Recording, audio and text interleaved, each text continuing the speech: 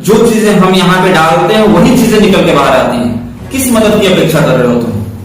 कौन आएगा तुम्हारी मदद करने? कौन करेंगे? ये लोग? अरे वो युग अलग था जब श्री कृष्ण खुद आए थे अपनी परिभाषा देने। किसी जमाने में श्री कृष्ण ने खुद कहा था कि कान खोलकर सुनो पार्थ, मैं ही त्रेता का राम हूं, कि कान खोलकर सुनो पार्थ, मैं ही त्रेता का राम हूं। कृष्ण मुझे सब कहते हैं, मैं द्वापर का घनश्याम हूं। रूप कभी नारी का रखकर मैं ही केश बदलता हूं, धर्म बचाने की खातिर मैं अन्य भेष बदलता हूं।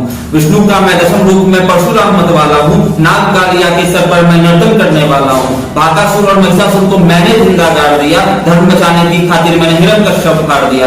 रथ नहीं आगे चलता, बस मैं ही आगे बढ़ता हूं, गांडीव तेरे हाथ में है पार्थ, पर युद्ध मैं ही लड़ता हूं।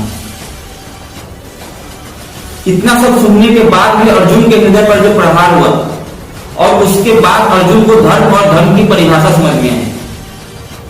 और उसके बाद अर्जुन ने पलटकर श्री कृष्ण से कहा, जितने भी अधर्मी हैं मैं उन सबको दिखला दूंगा, इतना रक्त बहाऊंगा कि धरती की प्यास बुझा दूंगा।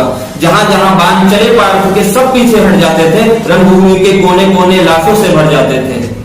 सबको लगता था युधिष्ठिर पे राजमुकुट की छाया है, परंतु पूरी दुनिया जानती थी ये सब मानव की माया है। तो वो युग अलग था, वो समय अलग था, और ये समय अलग है। उस युग में श्री कृष्ण ने अर्जुन को लड़ना सिखाया था, भागना नहीं। और हम अपनी लाइफ में क्या कर रहे हैं ये देखो, कि हम चीजों से भाग रहे हैं, हम उनसे लड़ना नहीं सीख रहे हैं, हम उनसे भागना सीख रहे हैं। हम भगवान पे सिर्फ बोलने के लिए भरोसा करते हैं।